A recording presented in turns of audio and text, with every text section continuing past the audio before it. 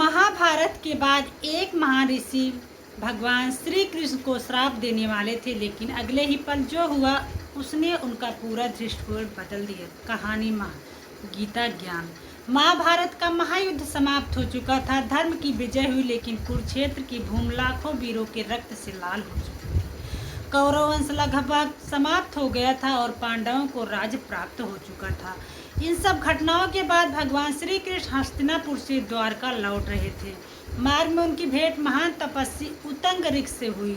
उतंग ऋषि वर्षों से वन में कठोर तप कर रहे थे। वे संसार की घटनाओं से दूर थे और उन्हें महाभारत युद्ध के बारे में कुछ भी ज्ञात नहीं था। भगवान श्री कृष्ण ने देखा कि ऋषि अत्यंत प्रसन्न हुए। उन्होंने उनका आदरपूर्वक स्वागत किया और पूछा, हे वासुदेव, मुझे बताइए, क्या कौरव और पांडवों के बीच शांति समाप्त हो गई? क्या आपका शांति प्रयास सफल रहा?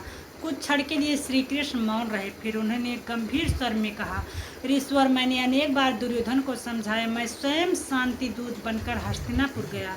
मैंने केवल 5 गांवों का प्रस्ताव रखा ताकि युद्ध टल जाए, लेकिन दुर्योधन ने अहंकारवश एक सुई की नोक के बराबर भूमि देने से भी इनकार कर दिया। अंततः धर्म की रक्षा के लिए युद्ध अपरिहार्य हो गया। यह सुनते हुए उतंग ऋषि का हृदय क्रोध से भर उठा। उन्होंने कहा, आप तो स्वयं भगवान हैं। यदि आप चाहते हैं तो यह युद्ध कभी नहीं होता। लाखों लोगों की मृत्यु कैसे होने दी? मैं आपको श्राप दूंगा। ऋषि ने अपने कमंडल से जल लिया और श्राप देने के लिए संकल्प करने लगे।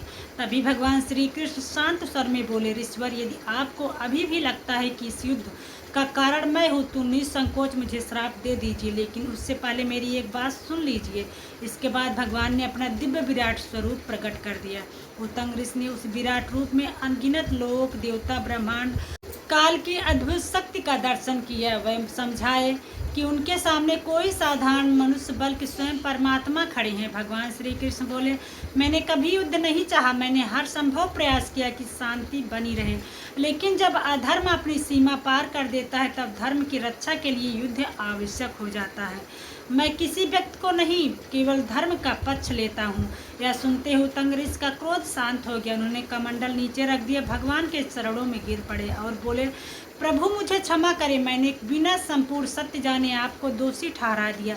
आपकी लीला और आपकी इच्छा को समझ पाना साधारण मनुष्य को वश की बात नहीं है। भगवान श्री कृष्ण ने उन्हें उठाया और प्रेम पूर्वक कहा, जो सत्य की खोज करता है वही अंत में मुझे प्राप्त करता है।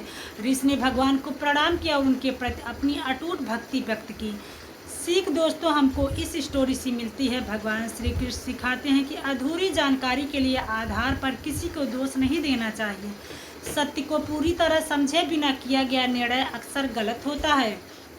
कई बार जो हमें अन्याय दिखाई देता है उसके पीछे भी ईश्वर की एक गहरी योजना होती है। इसलिए निर्णय लेने से पहले सत्य को पूरी तरह जानना आवश्यक है।